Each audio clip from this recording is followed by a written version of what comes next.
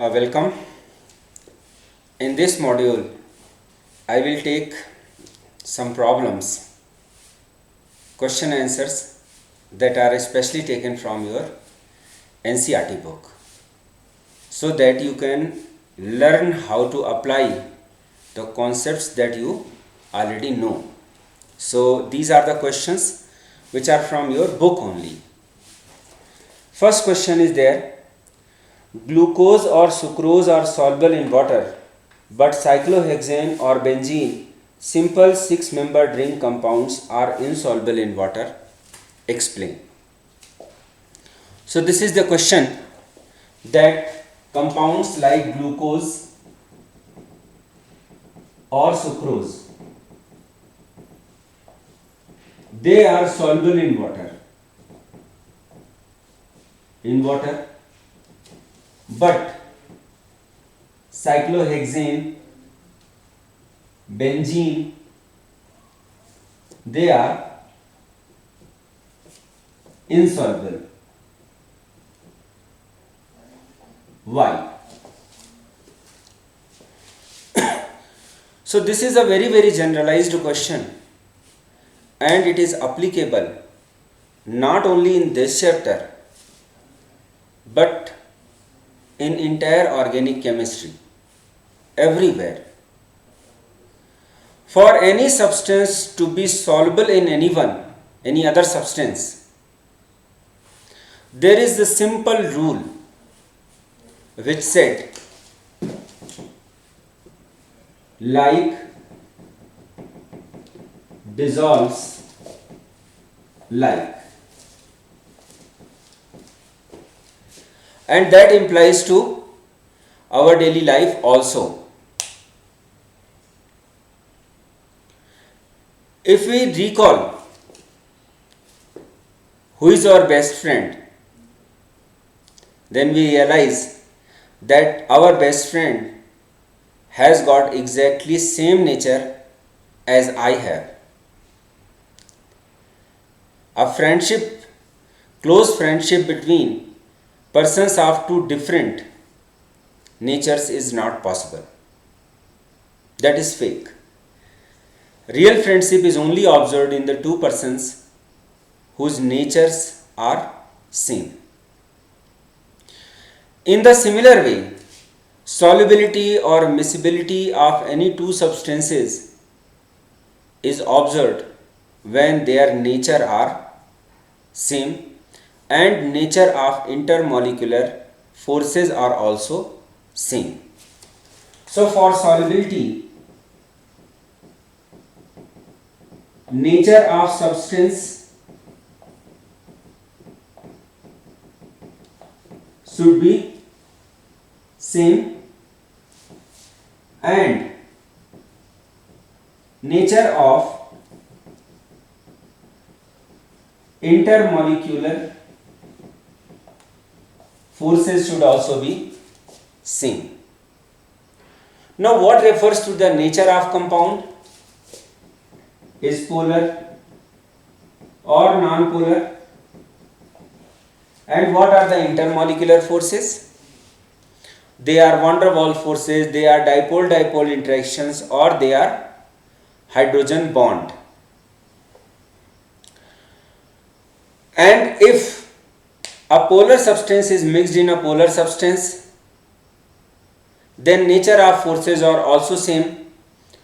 The components that are going to be mixed, they also have got dipole-dipole interaction. After mixing also they have got dipole-dipole interaction, and they dissolve in each other. But if a non-polar substance is dissolved in a polar substance, a non-polar substance is dissolved in hydrogen bonded substances, they don't mixes with each other. So this is a very simple principle which is not only applicable to this chapter, biomolecules, which is also applicable to each and every part of your chemistry. This is equally applicable in alcohols, phenols, ethers, haloalkane, aldehyde, and so on. This is equally applicable for determining the solubilities of inorganic substances. If you try to dissolve sodium chloride in water, it is dissolves very easily. But the same sodium chloride doesn't dissolve in kerosene. So like dissolves like. Let us take one more example to this so that it is clarified properly.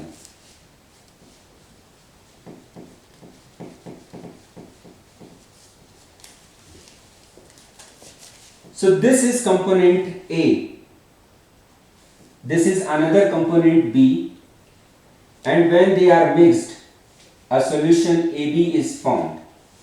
Here you only have the molecules of A, and intermolecular forces that are operating between them is designated by AA. While these are the molecules of B, and these intermolecules are represented by BB, and here molecules of A and B both are present, and these forces are represented by AB.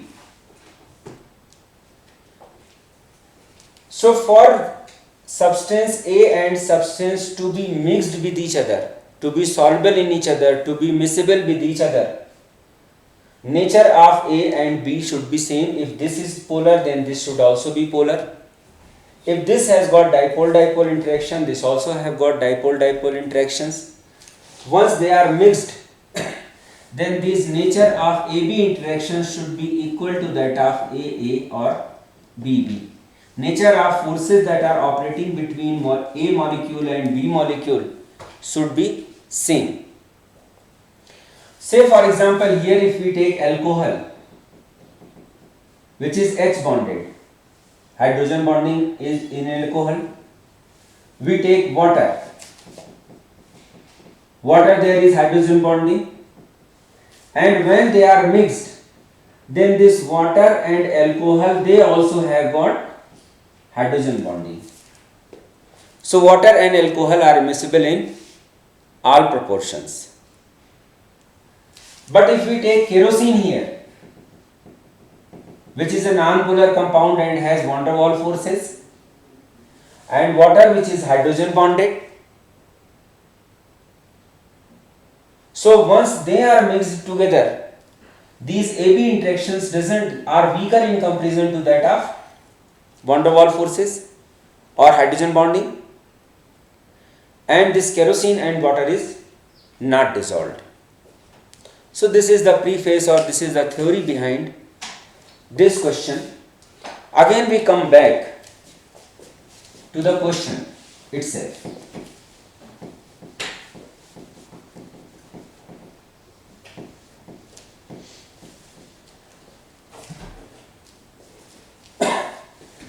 That glucose and sucrose, they are soluble in water, but the cyclohexane or benzene is not soluble in water. So these sucrose and glucose, they are carbohydrates, they are polyhydroxyaldehydes or polyhydroxyketones, which has lot many OH groups. Water is hydrogen bonded. So when glucose and sucrose is dissolved mixed with water, an intermolecular hydrogen bonding between glucose or sucrose molecules and water is formed. So they dissolve with each other. But these cyclohexane, this benzene, they are hydrocarbons.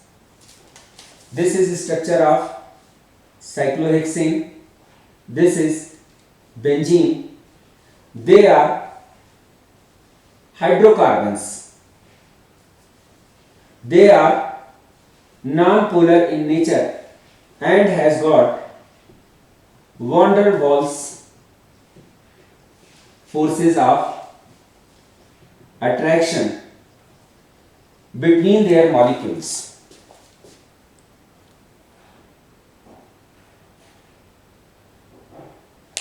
So when this non-polar molecule is mixed with polar water, AB forces are weaker in comparison to that of AA or BB. Means the intermolecular force that operate between these cyclohexane or benzene molecule with water is not same to that of hydrogen bond, hence they are not soluble. So simplified way, glucose and sucrose, they have got so many OH groups in their structure, so when they are dissolved in the water, they are able to form intermolecular hydrogen bond and they are miscible. And these cyclohexane or benzene, which are hydrocarbons and non-polar, when they are mixed with water, they are not able to form their intermolecular hydrogen bond and they are not soluble. Clear? Now we take another question.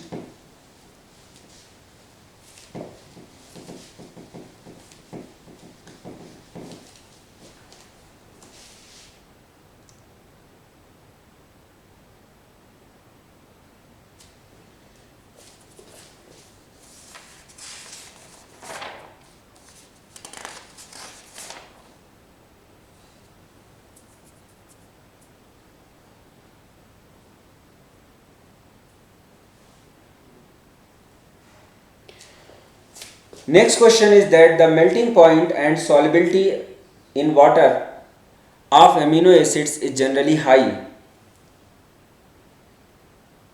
than that of corresponding halo acids. Explain. Question simply says that alpha amino acids has got very high melting points and they are soluble in water, but corresponding alpha halo acids, if we consider, neither their melting points are that much high nor their solubilities are as good in water in comparison to alpha amino acids. So when I was discussing alpha amino acids, I told you that an alpha amino acid contains an acidic group as well as a basic group. This has R, CH, COOH and NH2. So there is an acidic group, there is a basic group, and there is an intramolecular neutralization takes place.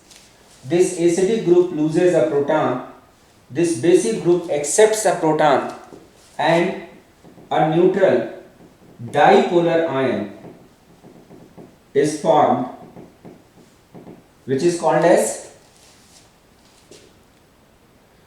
a Zwitter ion. This neutral dipolar ion is called as Zwitter ion.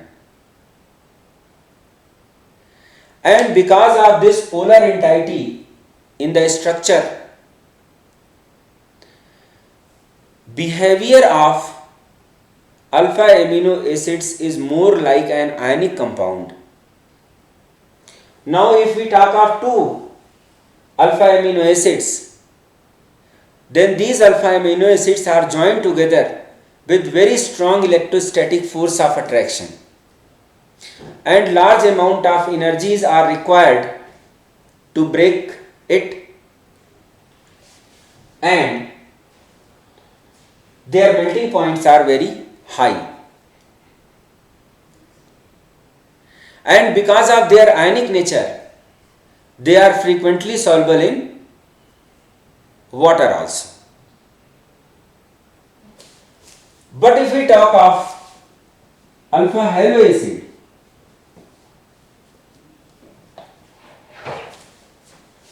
so this X group is not basic in nature. This X group is not basic in nature, thereby it cannot accept a proton. Since it cannot accept a proton, this acidic group cannot donate also. And alpha halo acids, they don't exist in the form of Zwitter ions. So because of this polar nature, now we address the both parts of questions separately. One, it says that melting points of alpha amino acids is quite high. Answer: alpha amino acids exist in the form of a zwitterion because of intramolecular neutralization, and two zwitterions are attracted towards each other with the strong electrostatic force of attraction. Hence, large amount of energies are required to separate these molecules, and their melting points are very high.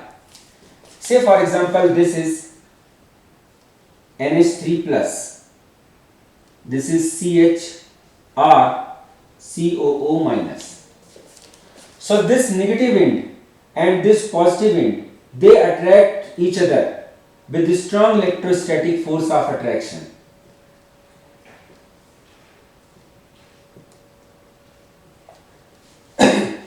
And stronger is the force operating between these two molecules, greater is the amount of energy which is required to separate them, and their melting points are very high. Now you come back to our previous discussion. Second part of question says their solubility in water is high. So this deuterion is polar in nature, and this water is also polar in nature. So once this polar compound is mixed with water, it easily dissolves in each other. So the answer for both the parts is same. Because alpha amino acid, they exist in the form of zwitterion, electrostatic force of attraction between two zwitterions is very high and their melting points are very high, and because of this polar nature, they are frequently soluble in water. Clear to everyone? Now we come to the next question. Where does the water present in the egg go after boiling? So when I was discussing structure of protein, therein I had told about denaturation of protein.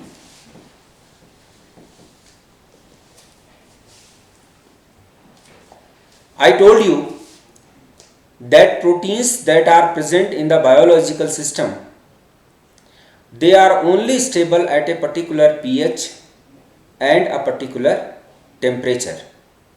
And in this form, this protein is called as native protein, and it has got a specific biological function to perform. Now when it is boiled, when egg is boiled, then temperature is increased. At the same time, I had told you that when any change in temperature or pH is done, secondary and tertiary structures of these native proteins is destroyed, and they also loses their biological activity. And this is called as denaturation of protein. So what I told, that proteins that are present in biological system are stable under a specific pH and under a specific temperature, and in that form they are called native protein, and they also has got a specific function to perform. But once these native proteins are subjected to change in either pH or in temperature, their secondary and tertiary structures are destroyed and their biological activities are also lost. And this process is called as denaturation of protein. When egg is boiled, then this egg is subjected to change in temperature, and protein which is present undergo denaturation, and water present in egg is destroyed, absorbed.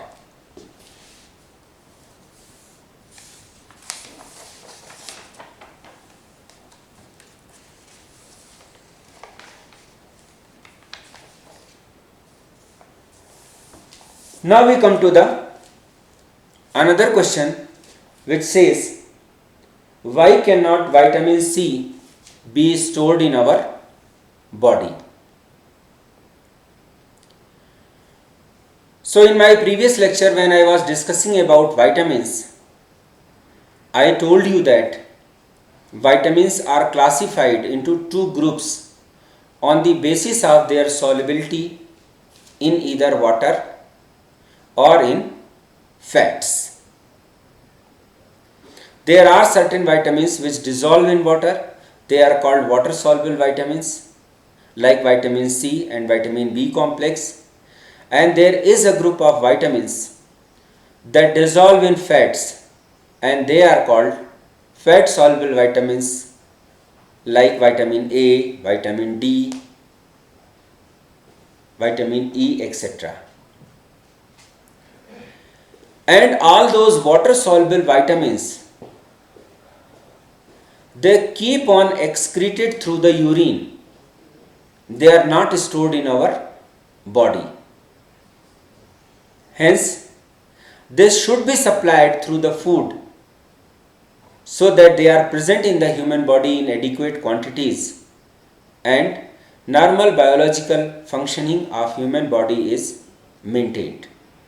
So since vitamin C is a water soluble vitamin, so it keep on excreting through the urine, hence it cannot be stored in our body.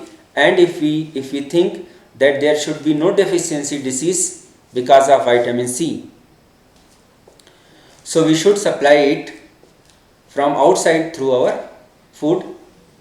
And as I told, that it is quite important for maintaining proper immunity also.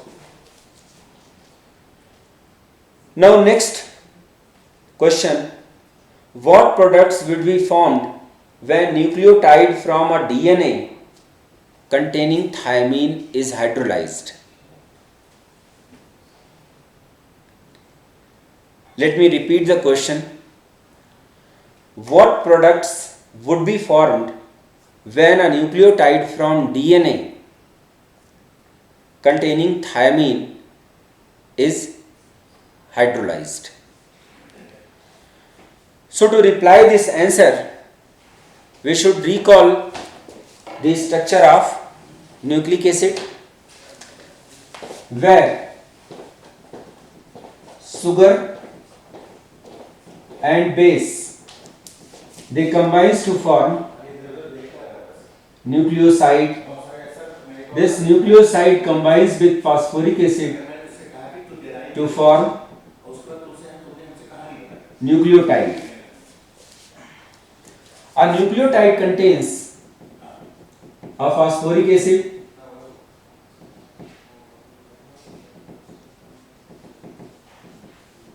a sugar, and a base. So it contains phosphate,